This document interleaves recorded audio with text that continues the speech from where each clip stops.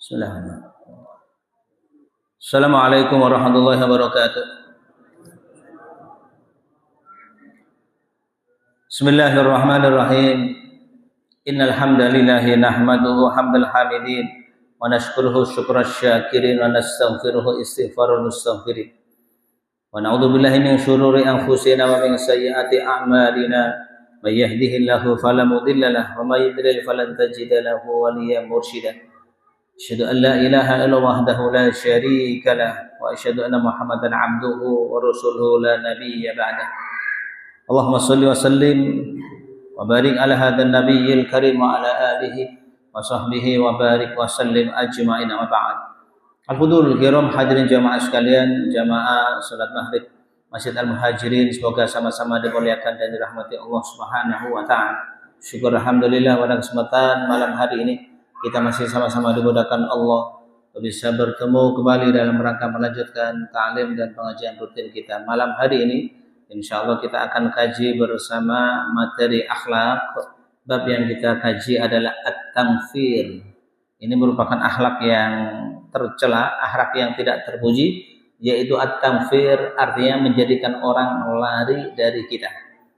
Menjadikan orang lari dari kita. Kalau kemarin yang kita bahas adalah at-ta'sir, mempersulit diri, sekarang malam hari ini yang kita bahas adalah at-tamfir, menjadikan orang lari dari kita. Sebelum kita mulai, mari sama-sama kita buka dan kita awali bersama dengan bacaan basmalah. Bismillahirrahmanirrahim. Jamaah sekalian, semoga muliakan Allah Subhanahu wa taala.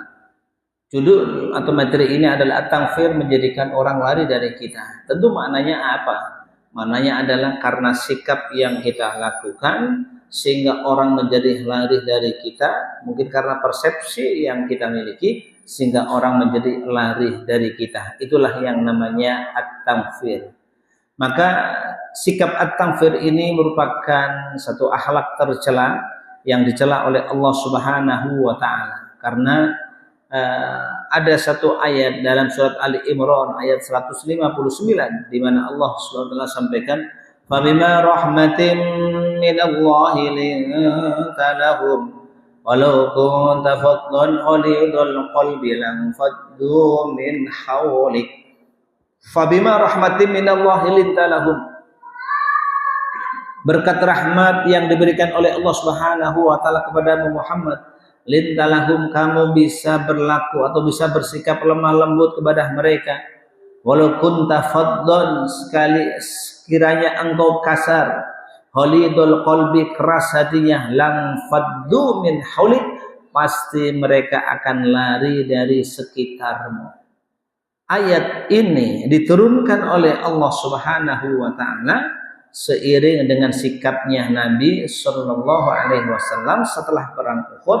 Nabi merasa bahwa perang Uhud kalah itu gara-gara ada sekitar 30 orang sahabat yang ditugaskan oleh Rasul menjadi benteng pertahanan di Jabalur Ruma atau Jabalur Rimayah, Bukit Pemanah. Mereka ternyata menyalahi perintah Rasul. Mereka tidak disuruh turun, ternyata mereka turun duluan dengan alasan, kalau kita nggak turun segera, mana mungkin kita mendapatkan ghanimah atau mendapatkan rampasan perang. Sehingga karena 30 orang yang menjadi benteng pertahanan umat Islam di Bukit Pemanah itu turun, akhirnya umat Islam mengalami kekalahan yang sangat telak. Begitu selesai perang Uhud, Rasul Shallallahu Alaihi Wasallam mencoba mendiamkan mereka. Rasul memiliki sikap yang acuh kepada mereka, mereka tidak dipedulikan, mereka tidak diperhatikan oleh Rasul. Tetapi setelah Rasul punya sikap yang seperti ini, maka Allah segera meluruskan sikapnya Rasul Shallallahu Alaihi Wasallam, sikap yang tidak baik tersebut. Allah turunkan ayat ini, Ali Imran ayat 159, sehingga Allah katakan, Muhammad, sebab rahmat Allah Subhanahu wa taala kepadamu, lintalahum, engkau Muhammad bisa bersikap lemah lembut kepada mereka. Sekiranya engkau kasar, keras hatinya, pasti mereka akan lari dari sekitarmu. Jadi tentu istidlal dari ayat ini dari mana? Karena Rasul Shallallahu Alaihi Wasallam ketika punya sikap yang keras, tidak mau berhubungan lagi dengan sahabat yang menjadikan perang Uhud itu kalah, langsung ditegur oleh Rasulullah, ditegur oleh Allah Subhanahu wa taala. Allah turunkan surat Ali Imran ayat 59. Maka Allah katakan tadi, sebab rahmat Allah kepadamu Muhammad, engkau bisa berlaku lemah lembut kepada mereka. Sekiranya kamu kasar, keras hatinya, lam faddu min haulik, pasti mereka akan lari dari sekitarmu. Kemudian yang kedua, dari sahabat Abu Mas'ud Al-Ansari radhiyallahu anhu, dia berkata, ja'a rajulun ila Rasulillah sallallahu alaihi wasallam. Faqala, ya Rasulullah, inni wallahi la ta'akhkharu an salatil ghadati min ajli fulan mimma yatilu bina fiha. Rasul, ini ada salah seorang sahabat ngadu kepada Rasul, demi Allah, saya ini hampir saja terlambat melaksanakan sholat subuh karena gara-gara si fulan.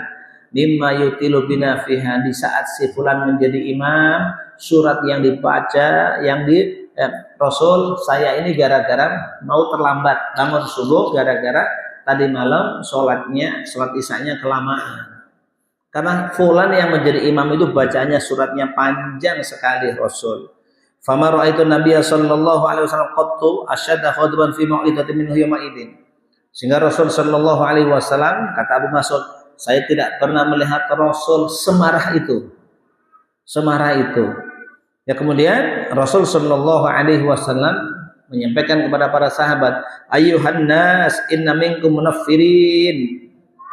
Wahai sekalian manusia, ternyata di antara kalian ada orang-orang yang punya sikap yang menjadikan para sahabat yang lain lari dari mereka. Inna minkum munaffirin, sesungguhnya di antara kalian ada orang yang punya sikap sehingga mereka menjadi lari dari sikap tersebut. Fa'ayyukum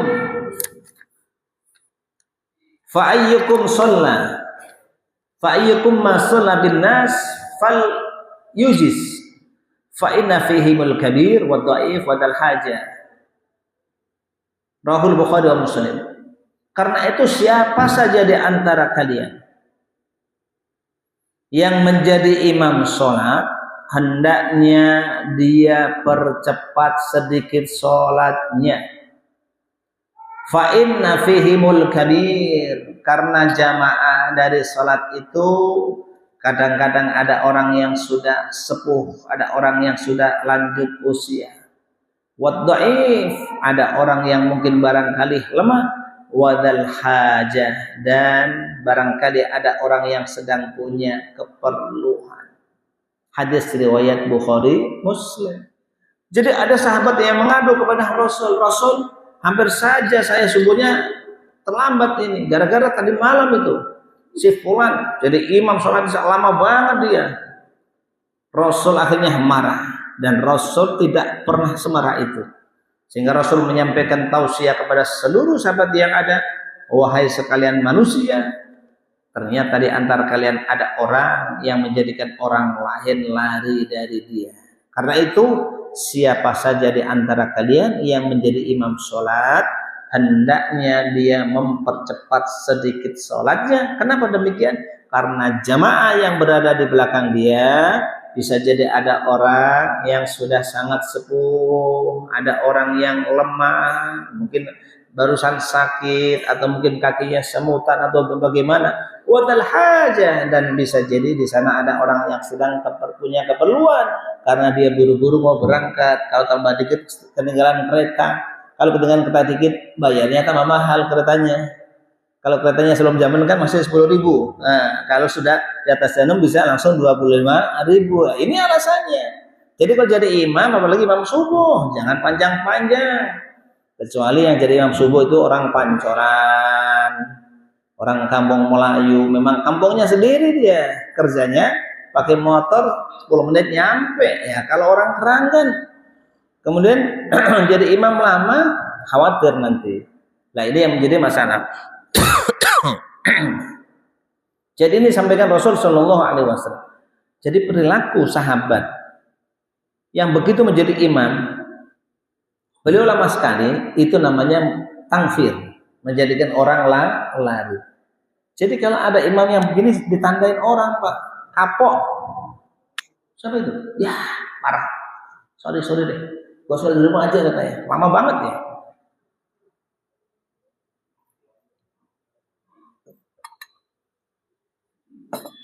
Jadi ditandain orang. Kenapa? Nanti kalau yang jadi imam pasti ditandain. Udah sampai sini nggak jadi gara-gara. Siapa jadi? Dia. Ya Allah ya. Ini namanya sikap at-tangfir, menjadikan yang mereka lari. Dari Abu Musa al-Ash'ari radhiyallahu anhu, Nabi Shallallahu Alaihi Wasallam bersabda, "Lamma ba'athahu wa Mu'adan ila al-Yaman, faqala yassira wa la tu'assira, basyira wa la tunaffira, wa tatawala tahtalifa." Ketika Rasulullah Shallallahu Alaihi Wasallam mengutus sahabat Mu'ad bin Jabal dan sahabat Abu Musa al-Ash'ari radhiyallahu anhu untuk menjadi dai di negara Yaman ketika itu, maka Rasul Shallallahu Alaihi Wasallam pesankan kepada keduanya, yassira wa la tu'assira, yassira wa la tu'assira, permudahlah urusan kalian berdua, wa la tu'assira, janganlah kalian persulit, basyira wa la tunaffira, berilah kabar gembira, jadikanlah orang itu senang. Jangan kalian jadikan mereka itu malah lari dari kamu. Wa tatawwa'a wa la tahtalifa, kalian terus senantiasa berusaha taat, wa la tahtalifa, dan janganlah kalian saling berselisih. Pesan yang disampaikan oleh Rasul Shallallahu Alaihi Wasallam kepada sahabat Mu'ad bin Jabal dan Abu Musa al-Ash'ari radhiyallahu anhu ketika diutus oleh Rasul untuk menjadi dai ke Yaman. Jamaah sekalian, masyarakat kita tentu berbeda dengan masyarakat Arab. Masyarakat Arab mereka lebih dulu menerima Islam daripada kita. Masyarakat kita ini juga ada dua. Kitanya sudah berada di Jabodetabek dengan kita masih yang berada di kampung. Kadang-kadang yang sudah berada di Jabodetabek saja masih mindsetnya, persepsi dan pemahamannya masih seperti yang ada di kampung. Sehingga kita juga harus paham siapa yang kita hadapi. Makanya Umar radhiyallahu anhu mengatakan, khatibin nas biqadri uqulihim, ajak bicara manusia sesuai dengan kadar pemikiran mereka. Sekarang orang itu persoalannya kadang-kadang butuh ketenangan. Butuh ketenangan, cara yang dia dapatkan bukan ingin mencari uang, tapi ingin mencari support, ingin mencari motivasi, ingin mencari sugesti. Satu contoh, saya suatu ketika sedang selesai khutbah di salah satu masjid, nggak usah sebutin masjidnya, ya di daerah Cibubur, masjid besar. Tiba-tiba ada ibu-ibu yang datang. Mungkin barangkali dia sedang punya problem banyak. Datang cukup-cukup datang, Ustaz, minta doa dong, mudah-mudahan ini anak saya begini gitu kan. Ini datang baik-baik minta doa. Kalau mungkin saya sendirian yang diminta, saya akan doakan dia. Tapi berhubung ada dua orang, ya bukan saya, tiba-tiba dua orang ini ngomong, ya udah didoain sama-sama. Saya jadi kaget saya. Kenapa ada orang yang model begini? Ini kan dia minta doa. Didoakan saja. Toh dengan kita doakan saja, dia punya sugesti, dia punya keyakinan, dia punya kemantapan. Oh, yang doain Ustaz, mudah-mudahan nanti pasti dimudahkan, dikabulkan oleh Allah. Begitu kan? Tetapi karena ada dua orang kawan, sama-sama Ustaz juga, dia punya persepsi yang mungkin barangkali berbeda dengan persepsi saya. Itu ibu digituin aja. Oh iya udah didoain, udah. Gitu dia. Masya Allah, saya masih ingat. Dan itu kejadiannya sudah 10 tahun yang lalu mungkin barangkali. Tapi masih ingat saya. Ini ibu-ibu ya punya anak, dia datang hanya minta doa, ya tentu minta doa. Ya dia tidak minta duit kan, minta doa. Mungkin barangkali puyeng dia pikirannya. Ini satu contoh. Kita hendaknya memang seperti itu. Ada orang-orang tertentu yang memang dia merasa puas ketika dia datang didoakan. Ya kita doakan, mudah-mudahan ada orang yang punya keyakinan, nggak usah didoakan seperti itu, ya sudah saya hanya Ustaz doain ya saya doain, udah selesai. Dia yakin juga ada yang begitu, tapi kan orang latar belakangnya berbeda-beda. Ini saya kasih contoh. Jadi tentu hidup kita ini sesuai dengan seperti itu. Hidup kita seperti itu. Jadi ini makanya Rasul sampai menyampaikan kepada Mu'adz bin Jabal sama Abu Musa al-Asy'ari agar yassira wa la tu'assira basyira wa la tunfira. Buatlah mereka itu senang, jangan engkau buat mereka lari dari kalian berdua. Ini menunjukkan jemaah sekalian bahwa salah satu sikap yang mesti kita kedepankan ketika kita menghadapi hal-hal yang seperti itu. Tradisinya memang beda. Ada orang sengaja datang ke rumah Ustaz, mohon doanya, minta doa doang, datang ke rumah. Berapa banyak kiai-kiai di kampung yang didatengin, ya orang-orang tertentu, datangnya hanya minta doa. Ya tentu kita harus pahami, ini ada sekelompok masyarakat yang memang punya pemahaman seperti itu. Jangan kemudian, oh iya, udah deh, saya doain ya, udah beres, udah. Enggak begitu, dia semakin yakin kalau ngangkat tangan, doa. Yuk sini, duduk sini, saya doakan ya. Mudah-mudahan semuanya dimudahkan Allah ya. Al-Fatihah. Wah. Yakin dia. Tapi ada kadang-kadang udah saya doain udah cukup, udah doain, tenang aja udah. Nah, ada yang begitu juga modelnya. Nah, ini semuanya tergantung. Maka saya katakan semuanya bergantung dengan ya objek yang dihadapi, karena masing-masing punya persepsi, masing-masing punya pemahaman. Jangan sampai kemudian menjadikan kita jadi lari, menjadikan mereka jadi lari dari kita. Hadirin jamaah sekalian, semoga dimuliakan dan dirahmati Allah Subhanahu wa taala. Oleh karena itu yang harus kita pahami, Islam memang seperti itu. Makanya di dalam Islam ini tidak semua hukum itu menjadi wajib terus. Kadang-kadang hukum ini menjadi wajib, kadang-kadang menjadi haram, kadang-kadang menjadi sunnah. Contoh nikah. Nikah itu punya hukum 5. Kadang wajib, kadang haram, kadang mubah, kadang boleh, ya kadang sunnah. Kalau bapak-bapak itu haram atau wajib nikah Pak? Bapak-bapak ini haram atau wajib nikah nih? Kelasnya ini udah haram atau udah masih wajib? Udah haram kali, ya, mau nikah lagi ngapain? Ya, kelasnya udah bukan nikah lagi, udah, ya kan? Ya. Jadi ada orang yang nikah haram. Kenapa? Soalnya habis nikah nanti justru bikin sengsara istri, ya. Nah, habis nikah malah berantem terus sama istrinya, gitu kan? Karena maunya sama yang mudah terus, yang tua ditinggalin, setiap hari berantem, itu jadi haram nikahnya. Ada nikah yang menjadi wajib karena ditinggal istri, ya kan? Kesana kemari, beli sayur sendiri, ya. Kadang-kadang masak sendiri, padahal di samping ada ibu-ibu yang sudah janda, nggak mau, ya. Yang gini-gini itu wajib mestinya, ya kan? Ya. Boleh nggak saya bantuin masakin Pak De? Ya, Pak De, boleh nggak dibantuin masakin katanya? Aduh enggak deh, saya masih bisa masak, ya. Ini yang begini-begini mesti kudu nikah ini, ya.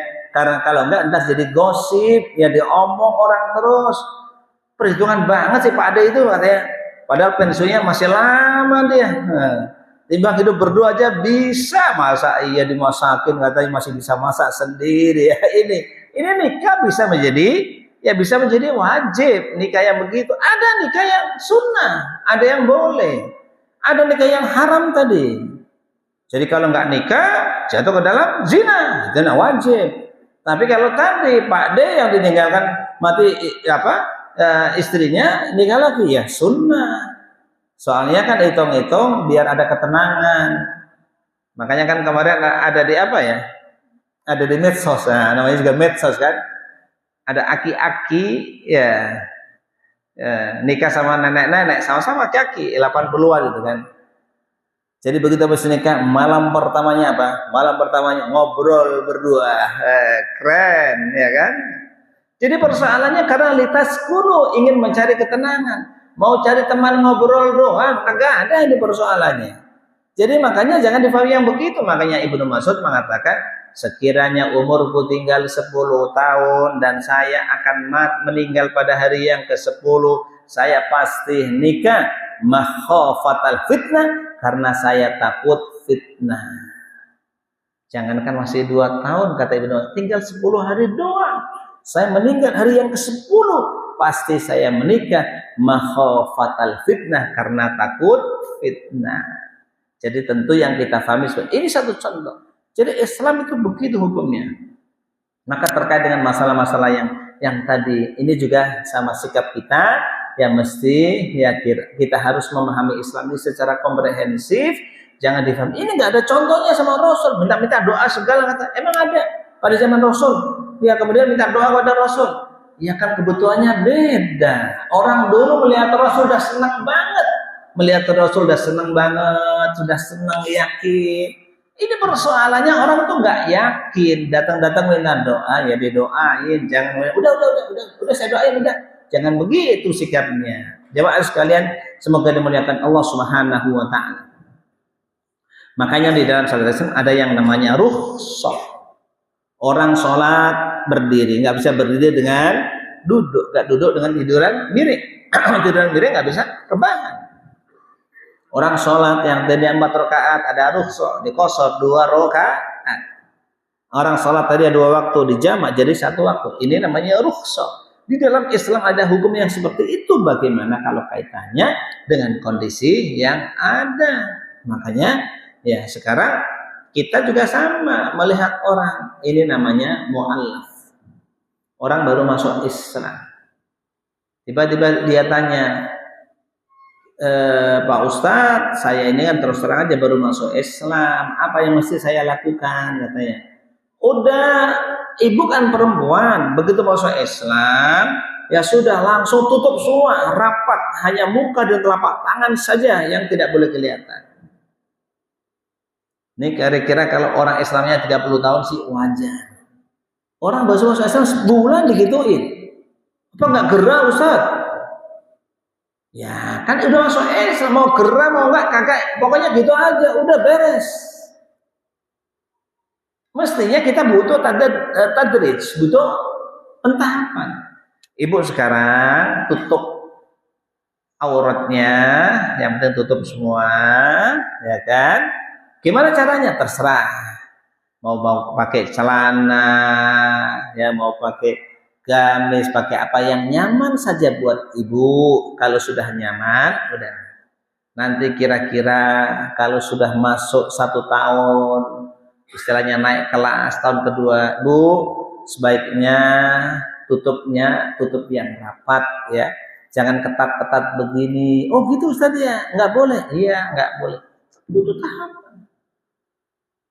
Orang khomer aja yang tadinya diharamkan oleh Allah SWT butuh tahapan. Nggak ujuk-ujuk haram itu haram.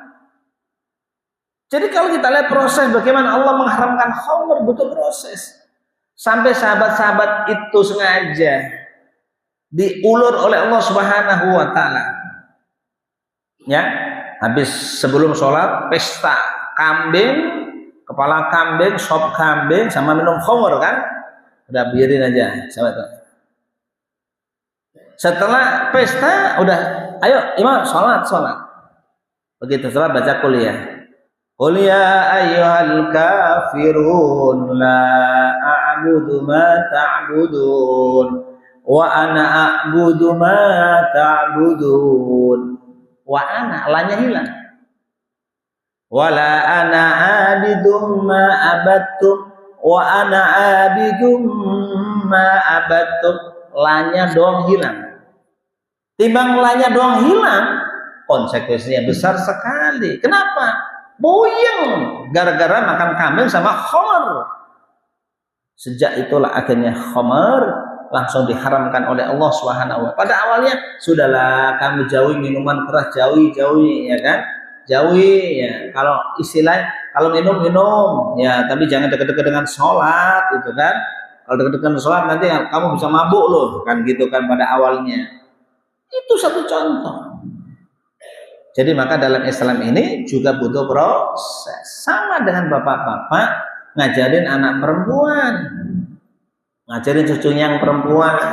Ini cucu baru kelas 2 SD, kira-kira perlu pakai jilbab atau tidak? Baru kelas 2 SD, dipakein bagus juga jilbab yang modis-modis gitu, tapi nanti di sekolahan doang. Begitu sudah nggak sekolah, di luar rumah, di luar sekolahan, begitu pulang ke rumah nggak usah pakai jilbab dulu. Kenapa? Biar dia merasakan, namanya juga perempuan kan ya, baru merasakan. Kelas 4, kelas 5 sudah mulai balik, kelas 5 sudah dimulai. Sekarang adiknya kalau keluar rumah mesti kudu menutup aurat karena sudah akil balik. Kalau dulu kelas 4, 3, 2 masih boleh, sekarang nggak boleh. Seperti itu. Jangan baru kelas 1 udah kemana-mana keluar rumah dikasih jilbab. Kelas 1 baru kelas 1 harus ini pakai jilbab, kamu keluar rumah nggak boleh kan? Nggak boleh itu kapan? Nggak bolehnya kan sejak akil balik. Kalau sebelum akil balik kan dia belum wajib. Kenapa diwajib-wajibin begitu? Jadi anak itu nanti takutnya jadi apa ya, trauma. Jadi dia nggak merasa nyaman. Kalau anak itu nggak merasa nanti khawatir coba-coba dia. Coba-coba artinya apa? Begitu sudah SMA, pengen banget pengen lepas jilbab, kayak apa sih rasanya? Ntar seperti itu. Karena apa? Karena dalam tanda kutip masa kekanak-kanakannya dia sudah tidak menikmati. Itulah yang terjadi. Maka jamaah sekalian semoga dimuliakan Allah Subhanahu wa taala. Jadi kata Hakim ya, salah seorang tabi'in, afsadan nas jahilun nasikun wa alimun fajirun. Hada yad'un nas ila jahlihi binusukihi wa hada yanafirun nas an ilmihi bifisqihi. Katanya, kata Hakim salah seorang tabi'in, yang merusak orang itu ada dua.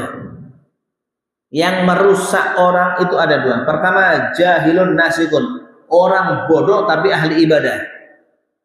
Itu yang bikin rusak orang itu orang bodoh ahli ibadah. Yang kedua, alimun fajirun, orang alim tapi jahat. Orang alim tapi jahat. Jadi ini yang bikin rusak. Kenapa demikian? Kalau orang bodoh ahli ibadah, dia itu akan mengajak orang untuk beribadah karena kebodohannya dia.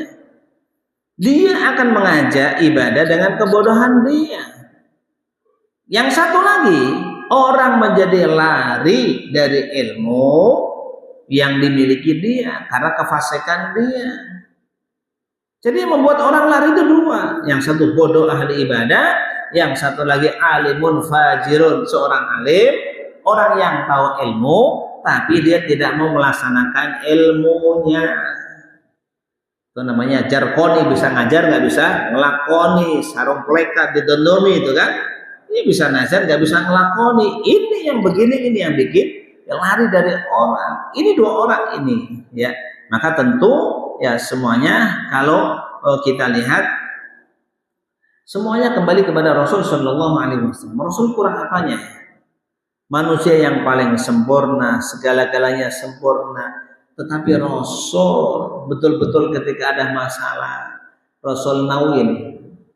Sahabatnya gimana? Ada seorang sahabat Arab Badui, Arab kampung, datang kepada Rasul. Rasul, emangnya kita semua harus hijrah ke Madinah, Rasul? Jadi kita tinggalkan tempat tinggal kita tinggalkan harta kita.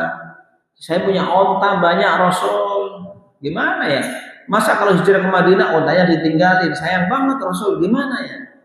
Rasul bertanya, emang kalau kamu punya onta dizakatin enggak? Oh, saya zakatin, Rasul. Setiap tahun saya zakatin. Ya sudah, kalau begitu kamu nggak usah hijrah, kamu tetap berada di sini, urusin ontamu, keluarkan zakatmu, maka zakatmu itu kamu keluarkan untuk orang-orang yang ada di Madinah sana. Ini apa Rasul? Jadi Rasul itu mendengarkan langsung dulu. Jangan langsung nggak boleh, kalau nggak boleh, dengerin dulu kalau orang ngomong itu. Jadi Rasul seperti itu sikap yang dicontohkan oleh Rasulullah Shallallahu Alaihi Wasallam. Jemaah sekalian, semoga dimuliakan dan dirahmati Allah Subhanahu Wa Taala. Makanya kalau kita ditanya sesuatu itu jawabnya dengan cara komprehensif. Pak Ustaz, memang kalau orang nggak berjenggot itu masuk neraka katanya. Hah? Yang benar. Iya, saya dapat pengajian begitu. Orang nggak berjenggot masuk neraka. Aduh, nanti banyak kadang di neraka dong. Yang jenggotan paling 0, sekian persen. Semuanya nggak jenggotan semua masuk neraka semua itu dong. Bahaya kalau gitu kan itu kan. Padahal Nabi hanya katakan u'ful liha wa qassus syawarib. Peliharalah jenggot-jenggot kalian dan cukurlah kumis-kumis kalian. Ini ada perintah dari Nabi untuk memelihara jenggot. Perintahnya perintah sunnah, dilakukan dapat pahala, enggak dilakukan juga tidak mendapatkan dosa. Berarti kalau ditanya orang berjenggot itu dosa enggak? Kan namanya jenggot juga sunnah. Yang berjenggot mah alhamdulillah, yang enggak berjenggot enggak usah takut. Jangan mengatakan yang punya jenggot itu merasa lebih afdol, jangan juga. Karena afdolnya seseorang diukur dengan ketakwaan kepada Allah Subhanahu wa Ta'ala. Kadang-kadang jenggotnya panjang, hatinya busuk, banyak. Kadang-kadang orang nggak punya jenggot tapi hatinya Masya Allah bersih, banyak. Ini masalahnya. Jadi ukurannya bukan jenggot, ukurannya adalah sejauh mana ketakwaan yang dipersembahkan oleh seseorang kepada Allah Subhanahu wa Ta'ala. Kadang-kadang kan begitu. Ini yang ngajar siapa? Nggak punya jenggot, fasik. Oh, yang ngajar nggak punya jenggot dibilang fasik katanya. Serem amat dunia ini, nggak punya jenggot dibilang fasik. Padahal fasik itu namanya orang yang keluar dari ketaatan kepada Allah Subhanahu wa Ta'ala. Yang begini-begini ini jamaah sekalian, itu namanya sikap takfir. Menjadikan orang itu lari dari kita. Orang itu takut sama kita. Orang itu takut sama kita. Kalau ditanya orang gimana, nih Pak Ustadz ini di masjid pengajiannya macam-macam deh. Ada yang ngomong begini, ada yang ngomong begini. Kalau saya itu sebaiknya gimana? Saya puyeng terus saja. Ntar malam Senin begini, ntar malam Jumat ada aja begini, malam Sabtu begini. Saya kok jadi bingung gimana sih yang benar? Ya, gimana kalau ditanya? Sekarang gini aja Ibu, Bapak, kalau ada pengajian dari manapun dengerin. Namanya ilmu itu dengerin saja. Nanti yang cocok buat ibu-ibu laksanakan, yang tidak cocok ya sudah. Selama itu yang tidak dilaksanakan bukan sesuatu yang wajib dilakukan. Habis gimana? Kata malam Senin tahlilan boleh. Kata malam Jumat tahlilan dosa besar. Gimana itu Ustaz katanya? Yang benar, iya ngomong yang gitu ya sudah. Ibu ngambil yang mana? Silakan aja udah.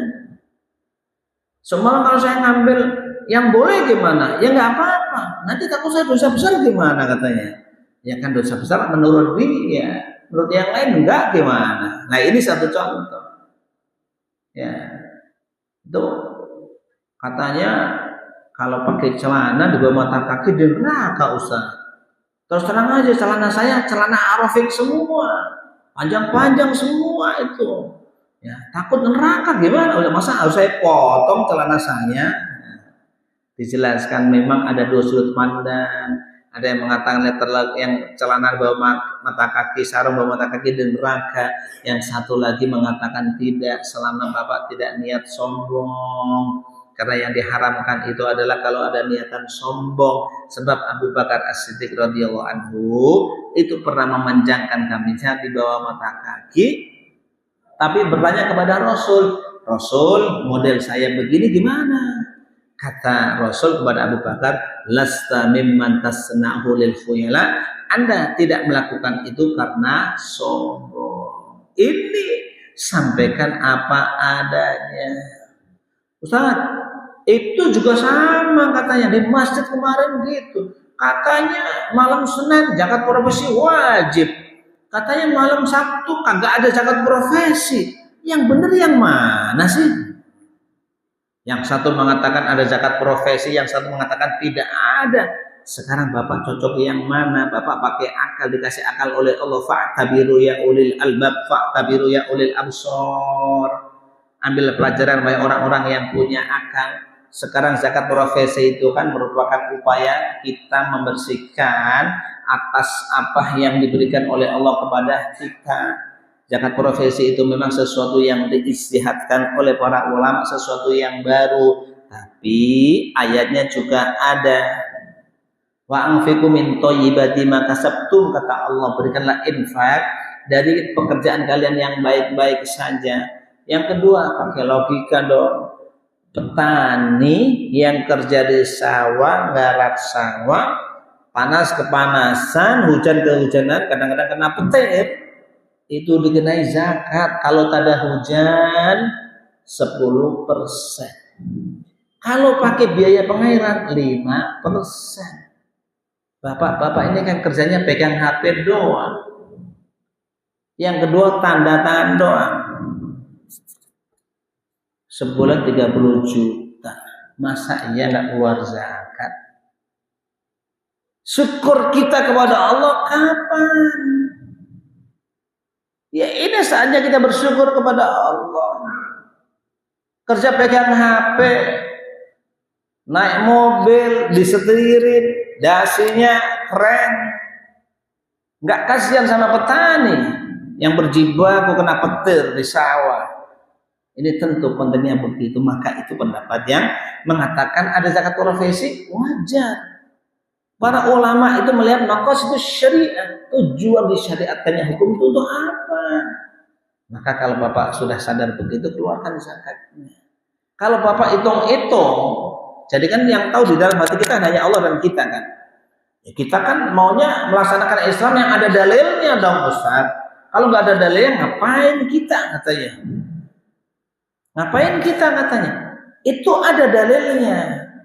Dalil yang umum, dalil yang khusus, dikiaskan dengan zakat pertanian, zakat profesi itu. Kalau kaum petani ada 560 kg beras, wajib mengeluarkan zakatnya antara 5 sampai 10%. Kalau bapak-bapak punya gaji, gajinya sudah senilai 560 kilogram beras, keluarkan zakatnya 2,5% saja, nggak usah pakai 5 sampai 10%. Itu.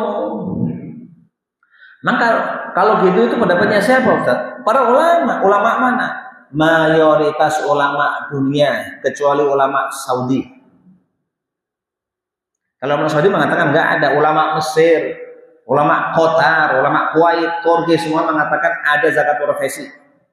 Ulama Indonesia juga sama, Majelis Ulama Indonesia juga mengatakan ada zakat profesi. Yang mengatakan tidak ada zakat profesi itu hanya ulama Saudi. Karena saya sendiri pernah nanya di Madinah. Saya tanya, tulis ma ra'yukum ya syai'an zakatil mihnah. Bagaimana pandangan saya mengenai zakat profesi? Dijawab, wallahi ya akhi laisa indana fil Islam zakat sama zakatul mihnah. Gitu jawabnya, enak aja.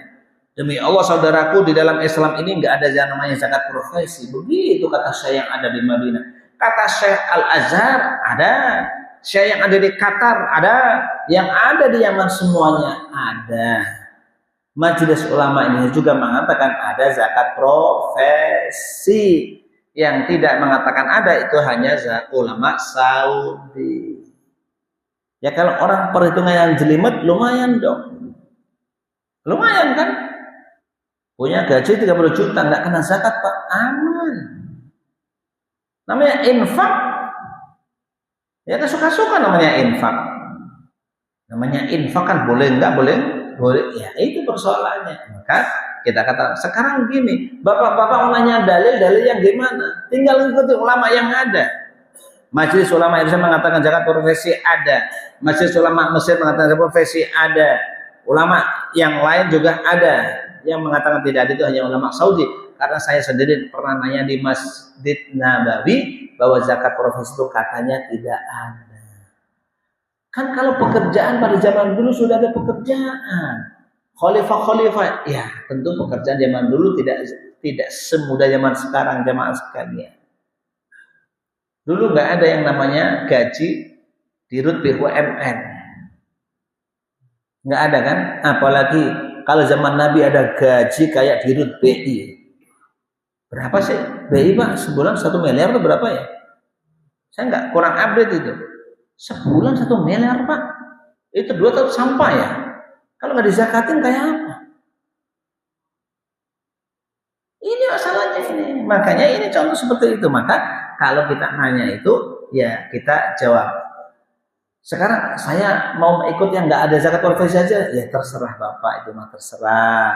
Tapi yang jelas sebagai bentuk syukur kita kepada Allah Subhanahu wa taala, kita mesti mengeluarkan infak, kita mesti mengeluarkan zakatnya.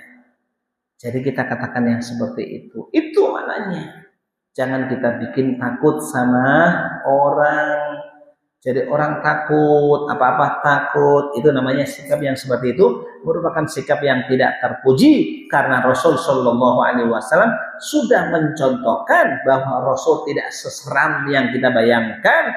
Rasul begitu punya sikap mendiamkan sahabat dalam perang Uhud itu. Ternyata sikapnya Rasul langsung ditentang, langsung diingatkan oleh Allah Subhanahu wa taala. Maka kalau kita ditanya, jawabnya dengan jawaban yang komprehensif. Dijawab semua apa adanya, jangan ditambah-tambah, jangan dikurang-kurangi.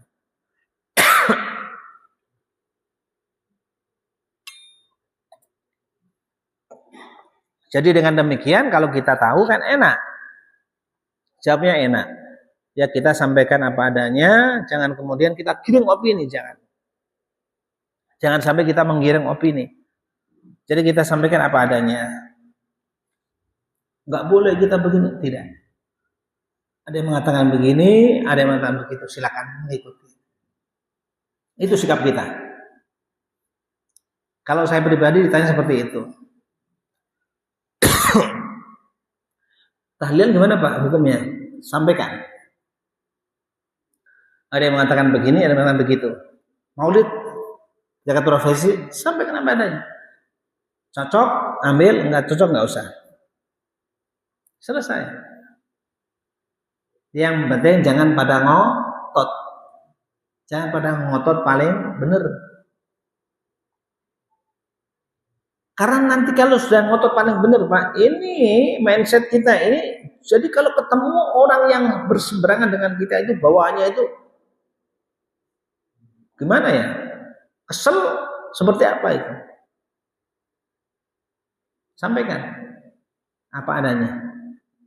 Selama itu belum disepakati oleh para ulama. Kalau sudah disepakati oleh para ulama, sampaikan. Gitu. Ya memang seperti itu konteksnya, sampaikan. Jadi kalau saya menjawab seperti itu, saya tidak pernah menggiring opini, harus begini, harus begitu, tidak.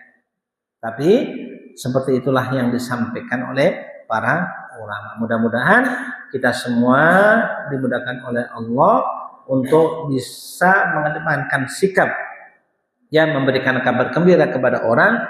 Jangan sampai kita mengedepankan sikap orang jadi takut sama kita, ya. Jangan sampai orang takut sama kita karena apa yang kita sampaikan barangkali tidak cocok. Kalau bagi saya, yang mau cocok dengan saya silakan, nggak cocok nggak ada masalah. Karena selama memang sama-sama ada dalilnya, sama-sama ada dalilnya. Selama dalilnya bukan disepakati oleh para ulama. Ya satu contoh zakat fitrah ini harus pakai beras atau pakai uang. Ya sekarang fleksibel aja lah. Yang mau beras silakan, yang mau pakai uang juga. Nggak boleh, harus beras. Nah jangan gitu. Ini kan urusannya orang-orang komplek. Kalau orang kampung boleh, memang punyanya beras. Kalau butuh duit malah dia harus jual beras dulu lah. Kalau orang komplek, ya sekarang simpelnya apa dia? Kita seperti itu. Karena apa? Ada pendapat yang membolehkan, Abu Hanifah membolehkan menggunakan qimah, menggunakan uang. Jangan kemudian digiring harus pakai beras semua, tidak. Silakan saja yang mau pakai beras merasa itu lebih afdol, monggo. Yang nggak pakai beras juga nggak ada masalah. Jadi nggak usah dipaksakan. Harus semuanya pakai beras semua, tidak harus. Ya tidak harus. Kenapa demikian? Karena ini sifatnya ada debatable. ya sesuatu yang memang mukhtalafun fihi, sesuatu yang memang disepakati diperselisihkan oleh para ulama. Jangan kemudian gara-gara yang seperti itu ya kemudian kita langsung kontennya, tidak usah ya, tidak usah sama ya, sama dengan adzan Jumat itu 2 kali atau sekali ya, itu mah fleksibel saja.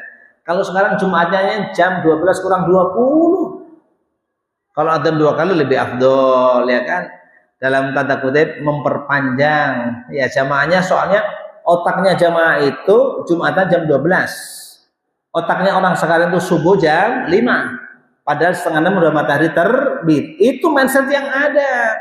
Makanya kalau Jumat sekarang dibikin adzan 2 kali, begitu adzan 2 kali selesai jam 12 kurang 10 baru naik khatibnya, jam 12.20 selesai, alhamdulillah.